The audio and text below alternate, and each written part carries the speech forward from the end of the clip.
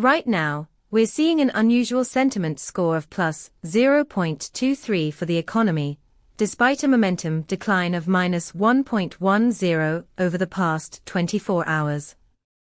This divergence is noteworthy.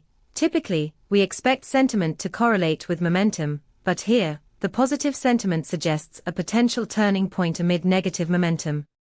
Our API returns detailed insights, including the sentiment score, momentum, and semantic clusters, allowing you to dig deeper into underlying narratives, shaping economic sentiment. Imagine using this data to enhance your trading algorithms.